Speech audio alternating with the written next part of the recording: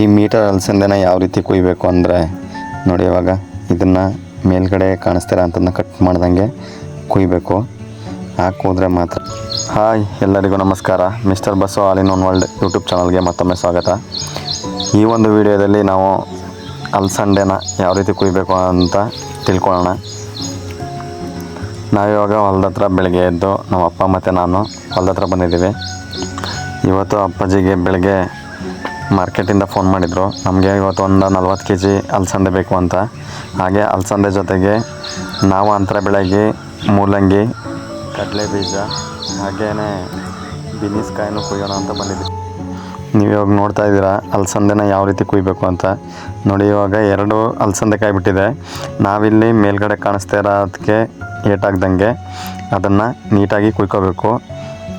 ಇಲ್ಲ ಅಂದರೆ ಮೇಲ್ಗಡೆ ಕಾಣಿಸ್ತಿದೆಯಾ ನೋಡಿ, ಇವಾಗ ಇದರಲ್ಲಿ ನಾವು ಇದೇ ಸೆನ್ಸಿಟಿವ್ ಜಾಗ. ಮೇಲ್ಗಡೆ ಕಾಣಿಸ್ತಿರೋ ಅಂಥ ಟಿಪ್ಗೆ ಮುರಿದೋಗ್ದಂಗೆ, ಅದು ಟಿಪ್ ಮುರಿದೋಗ್ದಂಗೆ ಕುಯ್ಕೋಬೇಕು. ಯಾಕೆಂದರೆ ಮುಂದೆ ಇದರಲ್ಲೇ ಕಾಯಿ ಬಿಡೋ ಅಂಥದ್ದು. ನಾವಿವಾಗ ಇದರಲ್ಲಿ ಎರಡು ಕಾಯಿ ಕೂದಿದ್ದೀವಿ ನೋಡಿ. ಇಲ್ಲಿ ಮುಂದೆ ನಾವೀಗ 2 ಕಾಯಿ ಕೂದಾದ್ಮೇಲೆ ಮುಂದೆ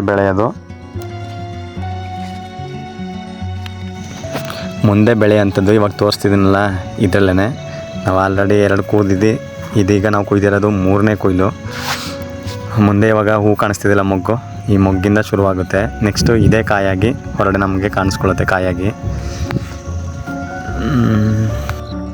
ಅದನ್ನು ಅಲಸಂದೆನ ಕೂದು ಒಂದು ಕೈಲಿ ತಬ್ಬಿಡ್ಕೋಬೇಕು, ಇನ್ನೊಂದು ಕೈಲಿ ಅಲಸಂದೆನ ಕುಯ್ಬೇಕು. ಆದರೆ ನಾನು ಮೊಬೈಲ್ ಹಿಡಿದಿರೋದ್ರಿಂದ ಸ್ವಲ್ಪ ನನಗೆ ಕುಯ್ಯಕ್ಕೆ ಕಷ್ಟ ಆಯ್ತೈತೆ. ನಿಮಗೆ ಅರ್ಥ ಆಗುತ್ತೆ ಅದು ಯಾವ ರೀತಿ ಕುಯ್ತಾಯಿದ್ದೀನಿ ಅಂತ.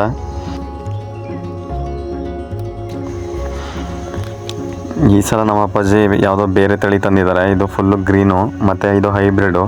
ಹಾಗಾಗಿ ಇದು ಜಾಸ್ತಿ ಉದ್ದನ ಬಂದಿಲ್ಲ.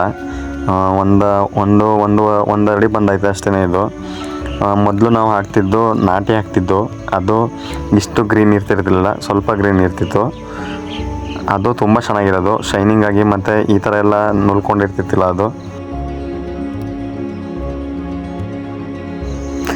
ನಮ್ಮ ಅಪ್ಪಾಜಿ ಈ ಅಲಸಂದೆ ಅಂತರ ಬೆಳೆಗೆ ಅಲಸಂದೆ ಮಧ್ಯೆ ಅಂತರ ಬೆಳೆಗಳಾಗಿ ಬಿನಿಸ್ಕಾಯಿ ಮತ್ತು ಕಡಲೆ ಬೀಜಗಳನ್ನು ಮತ್ತು ಮೂಲಂಗಿನೂ ಹಾಕಿದ್ದಾರೆ ನೋಡಿ. ಇವಾಗ ಅದನ್ನು ತೋರಿಸ್ತೀನಿ ಮೂಲಂಗಿನ. ಇವಾಗ ಇದೆಲ್ಲ ಮೂಲಂಗಿ ಮತ್ತು ಬಿನಿಸ್ಕಾಯಿ ಎಲ್ಲ ಕುಯ್ಯೋವಾಗಿದೆ. ಇವತ್ತು ಮೂಲಂಗಿ, ಅಲಸಂದೆ ಮತ್ತು ಬಿನಿಸ್ಕಾಯಿ 3 ಕುಯ್ಯಕ್ಕೆ ಬಂದಿದ್ದೀವಿ.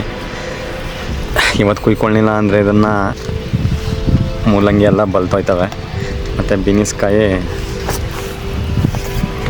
ಕೊಳ್ತೋಗೋ ಚಾನ್ಸಸ್ ಜಾಸ್ತಿ ಮಳೆಯಲ್ಲಿ. ಹಾಗಾಗಿ ನಾನಿವಾಗ ಅಲಸಂದೆ ನೋಡಿ.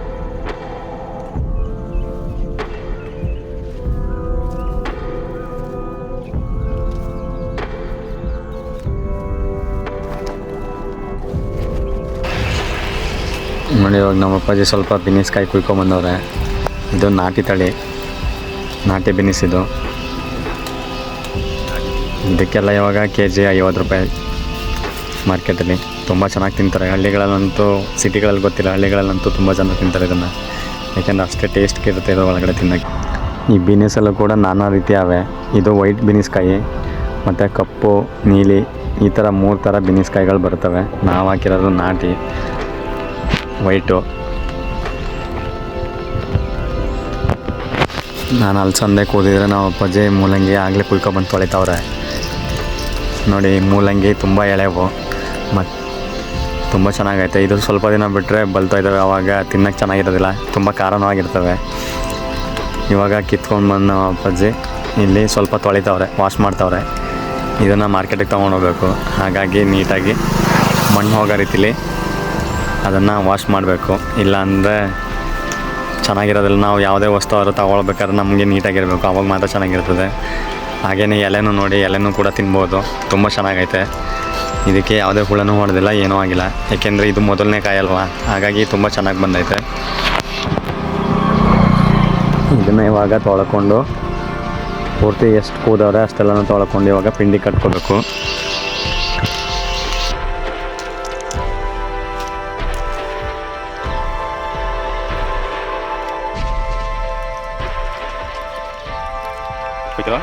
ನನಗೆ ಸಾಕ ಎಲ್ಲ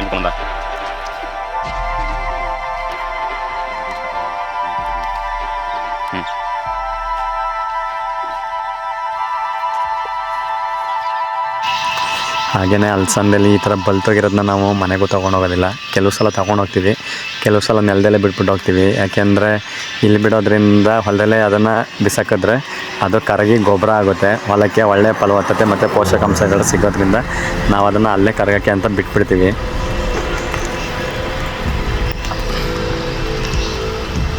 ಇವಾಗ ನಮ್ಮ ಅಪ್ಪಾಜಿ ಮೂಲಂಗಿ ತೊಳೆದು ಕಟ್ತಾವ್ರೆ. ಅದನ್ನು ನೋಡಿ, ಮೇಲ್ಗಡೆ ಅಡಿಕೆ ಸೋಗು ಮತ್ತು ಅಡಿಕೆ ಸೋಗೆಲಿ ಒಂದು ನಾರ್ನಂಗೆ ತಗೊಂಡು ಅದರಲ್ಲೇ ಕೂಡ ಕಟ್ಕೊಂಡು ತೊಗೊಂಡೋಗೋದು. ಈ ಥರ ಕಟ್ಟೋದ್ರಿಂದ ಅದು ಡ್ಯಾಮೇಜ್ ಆಗೋಲ್ಲ ಮೂಲಂಗಿ, ಮತ್ತು ಅದು ಶೈನಿಂಗ್ನೂ ಕೂಡ ಕಳ್ಕೊಳ್ಳೋದಿಲ್ಲ.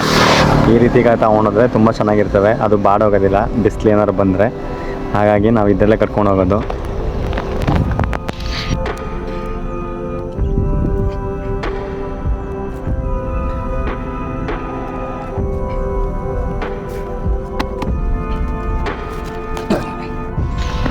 ಇವಾಗ ನಮ್ಗೆ ಬೇಕಾಗಿರೋ ಅಷ್ಟು ಮೂಲಂಗಿ ಹಾಗೆ ಅಲಸಂದೆ ಮತ್ತು ಬಿನಿಸ್ಕಾಯಿನೂ ಮೂರನ್ನೂ ಕುಯ್ಕೊಂಡು ಇವಾಗ ತಗೊಂಡೋಗ್ತಾ ಇದ್ದೀವಿ. ನೋಡಿ, ನಮ್ಮ ಅಪ್ಪಾಜಿ ಮೂಲಂಗಿ ತೊಗೊಂಡೋಗ್ತವ್ರೆ. ನಾನು ಇವಾಗ ಅಲಸಂದೆನ ತೊಗೊಂಡೋಗ್ಬೇಕು. ಅಲಸಂದೆ ಮನೆಗೆ ತೊಗೊಂಡೋಗ್ಬಿಟ್ಟು ಅದನ್ನು 1 kg ಆಗಿ ಕಟ್ತೀವಿ, ಯಾಕೆಂದರೆ ಅಲ್ಲಿ ಮಾರಕ್ಕೆ ನಮಗೆ ಈಸಿ ಆಗುತ್ತೆ. ಇವಾಗ ನಾನು ಎತ್ಕೊಂಡಿರೋ ಅಂಥದ್ದು ಒಂದು 30 kg ತನಕ ಬರುತ್ತೆ. ಇದನ್ನು 30 kg ಈಗ ಕಂತೆ 1 kg ಕಂತೆ ಮಾಡಿಬಿಟ್ಟು ಅದನ್ನು ನಮ್ಮ ಅಪ್ಪಾಜಿಗೆ ಮಾರ್ಕೆಟಿಗೆ ಕಳಿಸ್ಬೇಕು. ಓಕೆ, ಈ ವಿಡಿಯೋ ನಿಮ್ಗೆ ಇಷ್ಟ ಆಯಿತು ಅಂದ್ಕೋತೀನಿ. ಇದೇ ರೀತಿ ಮುಂದಿನ ವಿಡಿಯೋದಲ್ಲಿ ಸಿಗ್ತೀನಿ. ಎಲ್ರಿಗೂ ಧನ್ಯವಾದಗಳು. ಇನ್ನೂ ಯಾರ್ಯಾರು ಸಬ್ಸ್ಕ್ರೈಬ್ ಮಾಡಿಲ್ಲ ದಯವಿಟ್ಟು ಸಬ್ಸ್ಕ್ರೈಬ್ ಮಾಡ್ಕೊಳ್ಳಿ, ಲೈಕ್ ಮಾಡಿ. ಹಾಗೆಯೇ ಇದನ್ನು ನಿಮ್ಮ ಫ್ರೆಂಡ್ಸ್ ಕೂಡ ಶೇರ್ ಮಾಡಿ. ಧನ್ಯವಾದಗಳು.